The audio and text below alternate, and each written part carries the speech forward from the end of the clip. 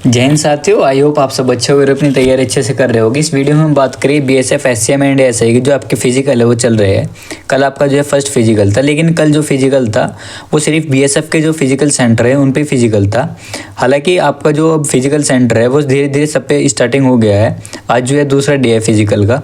इस वीडियो में मैं आपको बताने वाला हूँ जो फर्स्ट डे है, कितने कैंडिडेट बुलाए गए हैं, क्या प्रोसेस है, कैसे एंट्री हो रही है, एंट्री पे डॉक्यूमेंट क्या क्या चाहिए, आपको मैं इस वीडियो में पूरी इन्फॉर्मेशन देने वाला हूँ। तो वीडियो को आप लास्ट तक देखना। यदि आपने अभी तक मेरे चैनल को सब्सक्राइब नहीं किया तो सब्सक्राइब कीजिए, ताकि आने वाली जो भी इन्फॉर्मेशन आपको सबसे पहले मिल सके।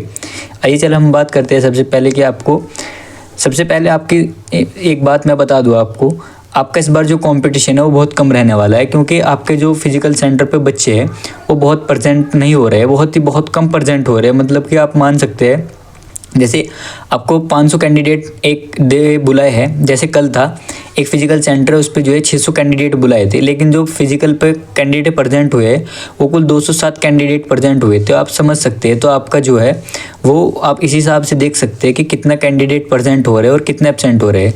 सबसे पहले आपको एब्सेंट का जो रीज़न है आप सभी को पता है, कैंडिडेट और भी एग्ज़ाम पे बिजी है। जैसे आज 18 मार्च हो गए जो मैं ये वीडियो बना रहा हूँ, लेकिन जो आरपीएफ कांस्टेबल का भी अभी एग्ज़ाम के 2 दिन बचे, 18 भी बचे, 19 भी और 20 भी। मतलब कि आज का तो आप छोड़ ही दीजिए, मतलब कि अभी आपकी जो है 2 दिन अभी और बाकी है लगभग। इसको मिला के अगर हम आज का मिला है तो 3 दिन बाकी है। तो एग्ज़ाम के लिए भी जो कैंडिडेट है वो थोड़ा सा बिजी है, और अदर जो एग्ज़ाम है उसमें भी थोड़ा सा कैंडिडेट बिजी है। तो इस वजह से जो कैंडिडेट है वो बहुत कम कैंडिडेट फिजिकल सेंटर पर प्रेजेंट हो रहे हैं।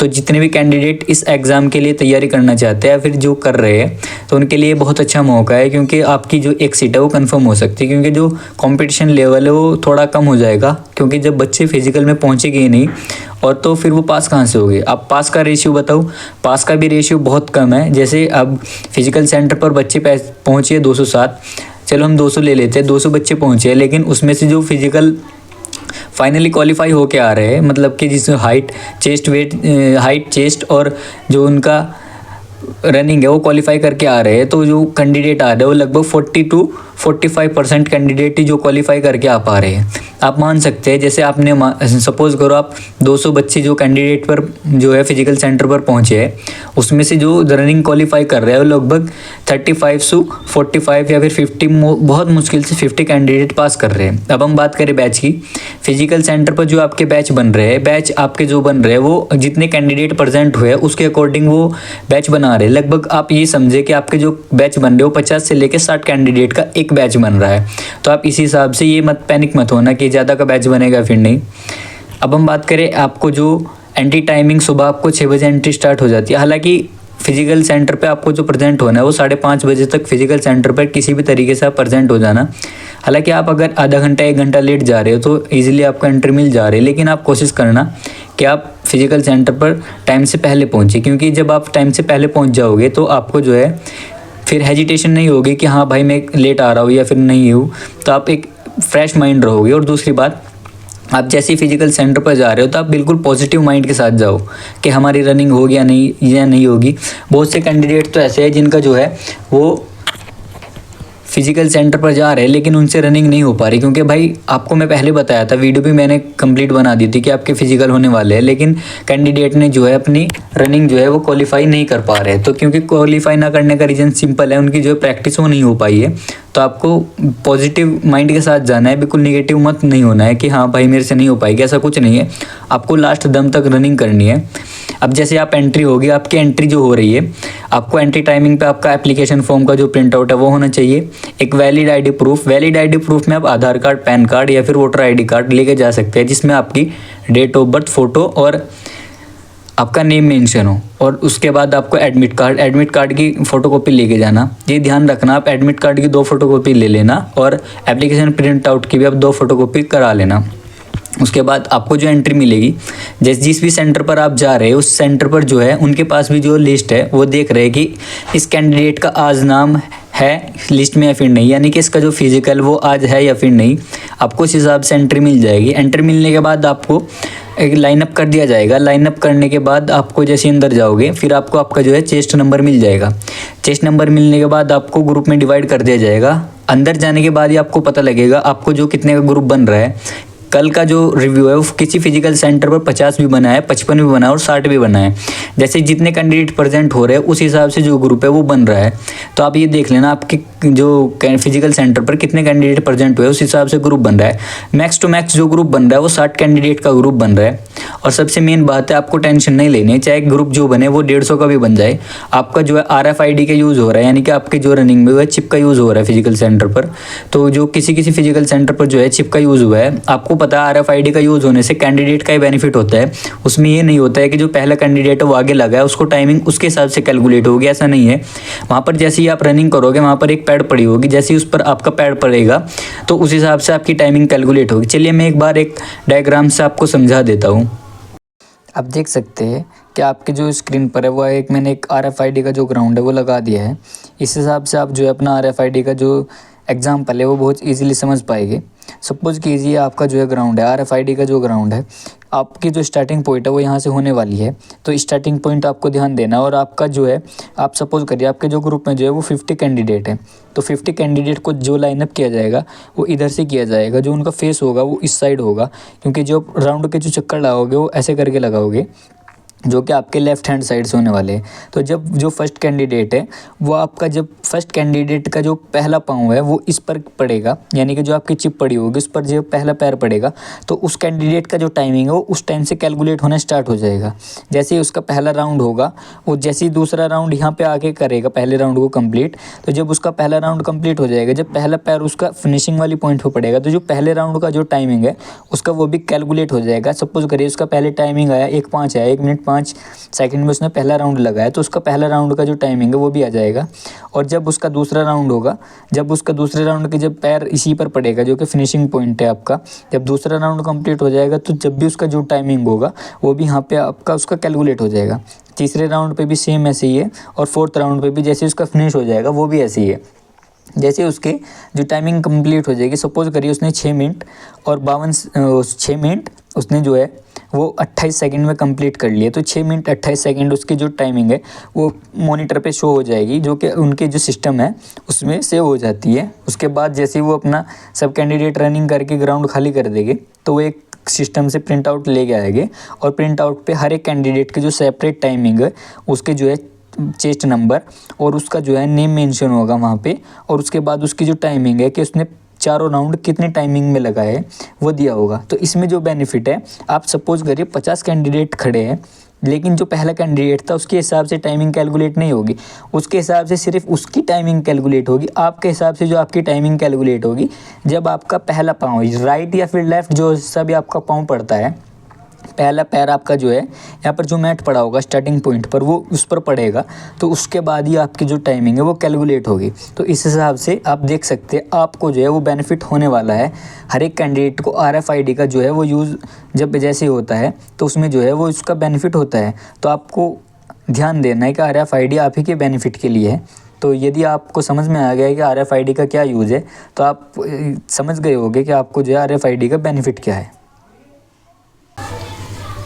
आई होप आपने जो है वो ये डायग्राम से समझ लिया होगा कि RFID का जो यूज़ है वो कैसे होता है और क्या होता है। इसमें कैंडिडेट का ही बेनिफिट है, क्योंकि आपका जो रनिंग है वो आपकी टाइमिंग कैलकुलेट होगी। सेपरेट कैंडिडेट की सेपरेट टाइमिंग होती है, जो जैसे आप रनिंग कर लोगे फिर एक कंप्यूटर से शीट निकाल के लाते हैं वो, और उसमें हर एक कैंडिडेट की जो टाइमिंग है वो मेंशन होती है। आप इतना ध्यान रखना, उसके अंदर जो है माइक्रो सेकंड तक के लिखा होता है कि आप माइक्रो सेकंड से फेल भी हो सकते हो और पास भी हो सकते हो। आप ध्यान देना, हर एक कैंडिडेट ध्यान देना जो है रनिंग बिल्कुल लास्ट दम तक करना, क्योंकि जो कैंडिडेट है कल वो माइक्रो सेकंड से भी बाहर करे थे, जो 6.5 मिनट कुछ सेकंड ही हुआ था उनका, तो वो सिर्फ माइक्रो सेकंड से उनको बाहर कर दिया था। तो आप ध्यान देना, लास्ट दम तक बिल्कुल पॉजिटिव माइंड के साथ रनिंग करना, बिल्कुल पैनिक नहीं होना। उसके बाद जितने कैंडिडेट पास हो जाएंगे उनको अलग कर दिया जाएगा, जितने कैंडिडेट रनिंग डिस्क्वालीफाई हो गए उनको अलग कर दिया जाएगा। जितने कैंडिडेट पास है उनको अलग बैठा के अगले स्टेप के लिए लेके जाएगी, जो कि आपका हाइट होने वाला है। ध्यान देना, आपकी जो हाइट है वो पहले नहीं चेक हो रही है, आपकी हाइट जो है वो रनिंग के बाद ही चेक हो रही है। तो जितने भी कैंडिडेट बैठ गए उसके बाद उनको हाइट के लिए लेके जाएंगे। जितने भी कैंडिडेट फिर हाइट क्वालिफाई कर जाएंगे, हाइट क्वालिफाई करने के बाद उनको अलग बैठा दिया जाएगा। जितने भी कैंडिडेट पास है हाइट में वो अलग बैठ जाएगी और जितने यहाँ से फेल हुए वो अलग बैठ जाएंगे। उसके बाद आपको जो है आपका रीज़न बता दिया जाएगा कि आप किस वजह से फेल हुए हो। यदि आप रनिंग में फेल हुए तो आपको बता दिया जाएगा और वहाँ से वो शीट निकलवा के लाते हैं। जितने कैंडिडेट फेल होते हैं उनसे वो सिग्नेचर करा लेते हैं और उनको बता देते हैं कि आप इस वजह से डिस्क्वालीफाई हुए हो। और जैसे जितने भी हाइट में छट जाएंगे उनको भी बता दिया जाएगा कि आप डिस्क्वालीफाई हो और इस रीजन से आप डिस्क्वालीफाई हो। उसके बाद आपको जो है नेक्स्ट स्टेप के लिए लेके जाएगा, जो कि आपकी चेस्ट होती है। चेस्ट मेजरमेंट के लिए आपको लेके जाएंगे। जितने भी कैंडिडेट रनिंग क्वालिफाई और हाइट क्वालिफाई है उनको थर्ड स्टेप जो कि आपका चेस्ट मेजरमेंट के लिए लेके जाएंगे। यदि आपने अभी तक मेरे चैनल को सब्सक्राइब नहीं किया तो सब्सक्राइब कीजिए ताकि आने वाली जो भी इन्फॉर्मेशन आपको सबसे पहले मिल सके। और ये जो वीडियो है अपने दोस्तों में शेयर कर दो जिनका फिजिकल आने वाले दिनों में होने वाला है या फिर कभी भी उनका 1-2 दिन के बाद है, तो उनको ज़रूर शेयर कर दे ताकि उनको जो है इन्फॉर्मेशन सबसे पहले मिल जाए। और आपको जो है वीडियो के कमेंट में बताना है कि आपका जो फिजिकल सेंटर कौन सा है, कौन सी डेट में आपका फिजिकल होने वाला है, ताकि वहाँ की जो इन्फॉर्मेशन है मैं आपको कलेक्ट करके और एक सेपरेट वीडियो बना के बता पाऊँ कि आपका जो फिजिकल सेंटर है उसमें रनिंग रोड पे हो रही है या फिर आपका ग्राउंड में हो रही है।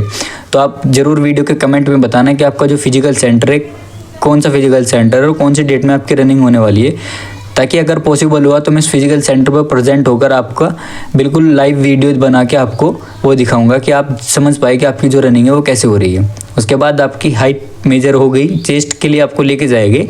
चेस्ट मेजरमेंट में ध्यान देना आप सभी कैंडिडेट। जितने कैंडिडेट चेस्ट थोड़ा सा कम है वो पैनिक ना हो। हालांकि पुशअप वगैरह लगाओ, अभी टाइम इनके पास टाइम है, वो कवर कर लो। कवर हो सकती है, 1 सेंटीमीटर तक कवर हो जाती है। उसके बाद आपको नेक्स्ट स्टेप के लिए जैसे हाइट आपकी मेजर हो जाएगी, उसके बाद हाइट मेजर होने के साथ साथ ही आपका वेट मेजर कर दिया जाएगा। हालांकि सभी कैंडिडेट ध्यान दें, इसमें जो है वेट सिर्फ आपका एक मेजरमेंट के तौर पे लिख रहे हैं। ज़रूरी नहीं कि आपका BMI के अकॉर्डिंग, हाइट के अकॉर्डिंग आपका जो है वो वेट होना चाहिए, ऐसा नहीं है। वो आपका जो टाइमिंग वो उस टाइम पे चाहिए, DME के टाइम, डिटेल मेडिकल एग्जामिनेशन के टाइम जो आपका हाइट के अकॉर्डिंग आपका वेट चाहिए। तो आप अभी पैनिक मत हो कि मेरा वेट कम है या फिर मैं ओवर वेट हूँ, अंडर वेट हूँ, ऐसा कुछ नहीं है। आपका सिर्फ एक नॉर्मल वो वेट लिख लेंगे कि हाँ इस कैंडिडेट का इतना वेट इस टाइम पर हुआ है जो हमने फिजिकल लिया है। उसके बाद आपको वो बता देंगे कि आप जितने भी चेस्ट क्वालिफाई और डिस्क्वालीफाई उनको अलग कर देंगे, फिर उनको अलग बैठा दिया जाएगा। सबसे मेन बात, सबसे ज़्यादा जो गलती कैंडिडेट कर रहे हैं वो ये कर रहे हैं जो ऊपर लिखा हुआ है एडमिट कार्ड के फर्स्ट फेज एग्जामिनेशन। भाई एग्जामिनेशन नहीं है, एग्जामिनेशन है लेकिन आपका फिजिकल का एग्जामिनेशन। आप ये ध्यान दो, आपका जो फर्स्ट स्टेज होने वाली है वो PET और PST यानी कि फिजिकल एफिशिएंसी टेस्ट और फिजिकल स्टैंडर्ड टेस्ट। सिर्फ आपका हाइट वेट रनिंग और आपकी जो है चेस्ट मेजरमेंट होने वाली है। तो जितने भी कैंडिडेट हैं वो ये मत सोचे कि हमारा फर्स्ट फेज में जो है एग्ज़ाम होगा, एग्ज़ाम नहीं है। बहुत से फिजिकल सेंटर से जो पेरेंट्स के साथ अपने गए थे उनसे जो वहाँ पे जाके रिव्यू किया है तो वो बता रहे कि मेरा बेटा तो जो रनिंग करके आया ही नहीं है, वो सिर्फ एग्ज़ाम की तैयारी करके आया है। और अंदर जाके जब उनको पता लगा कि हमारी तो यहाँ पे रनिंग है तो पैनिक हो गए क्योंकि उनकी रनिंग की तैयारी थी नहीं। तो आप ध्यान देना, फर्स्ट फेज में सिर्फ आपकी जो है वो आपकी रनिंग और हाइट वेट और चेस्ट होने वाली है। बस आपको इसी के साथ आपको थोड़ा सा टाइम लग जाएगा। और दूसरी बात, आप कल जो फिजिकल सेंटर बने थे उन पे थोड़ा सा टाइम इसलिए लगा क्योंकि कल फर्स्ट डे था तो थोड़ा सा टाइम ले रहे थे वो। हालांकि अब से जो टाइम जैसे धीरे धीरे फिजिकल सेंटर पे और फिजिकल होते चले जाएगा, लगभग 2 से 3 बजे तक आपको छोड़ देंगे। तो आपको ध्यान देना, आपको अपना जो खाने पीने का सामान है आप वगैरह सब कुछ, फ्रूट वगैरह फिर पानी की बोतल आप अपने साथ ज़रूर लेके जाए। और अपने साथ जो है आप अपने पासपोर्ट साइज फ़ोटो, 4 फ़ोटो और एक ब्लैक ब्लू बॉल पेन और एक फेविस्टिक चिपकाने के लिए ज़रूर जो फ़ोटो पर चिपका पाए वो ज़रूर लेके जाए। क्योंकि आप जैसे एंट्री करेंगे उसके बाद आपसे एक जो फॉर्म है वो फिल कराया जाता है कि जिस कैंडिडेट के पास पेन वगैरह फिर फेविस्टिक नहीं होते उनको थोड़ा सा बस, हालांकि वो बोलते नहीं है, स्टाफ कोऑपरेटिव होता है तो वो थोड़ा सा डांटते हैं कि आप क्यों नहीं लेके आए। हालांकि आपको अपने साथ जो है, आप एक स्टूडेंट लाइफ जी रहे हैं फिलहाल, आपको अपने साथ पेन जो है वो 24 घंटे रखना चाहिए। तो आप ध्यान देना, आपको जो है अपने साथ जो डॉक्यूमेंट लेके जाने हैं वो सब डॉक्यूमेंट कैरी करने हैं। जितने भी कैंडिडेट जो है चेस्ट और हाइट में रिलैक्सेशन चाहते हैं, ST कैंडिडेट या फिर हिल एरिया से जो बिलोंग करते हैं, तो वो अपने साथ डोमिसाइल और कास्ट सर्टिफिकेट ज़रूर लेके जाए, तो उनको जब भी जो है वो छूट मिलेगी। हालांकि मैं आपको बता दूं, आप सभी जो है अपने डॉक्यूमेंट्स, ओरिजिनल डॉक्यूमेंट ज़रूर लेके जाना। डॉक्यूमेंट्स की जो लिस्ट है मैंने अपने वीडियो के डिस्क्रिप्शन में भी जो वो लिंक है वो दे दिया, वहाँ से आके देख सकते हैं आपको क्या क्या डॉक्यूमेंट लेके जाने हैं। और मैंने जो वो लिंक है वो आई बटन में भी दे दिया है, आप वहाँ से भी जाके अपने जो डॉक्यूमेंट्स है वो देख सकते हैं। इसी के बाद आपके जितने कैंडिडेट क्वालिफाई है उनको जो पता लग जाए कि हाँ हम रनिंग और पीईटी पीएसटी क्वालिफाई है, और जितने डिसक्वालीफाई है उनको रीज़न पता लग जाएगा कि हम किस वजह से क्वालिफाई है। उसके बाद आपको सभी को बाहर भेज दिया जाएगा कि आप जा सकते हैं। यदि आपको मेरे द्वारा दी गई जानकारी अच्छी लगती है तो वीडियो को लाइक करें, चैनल को सब्सक्राइब करें, ताकि आने वाली जॉब इन्फॉर्मेशन आपको सबसे पहले मिल सके। Thank you.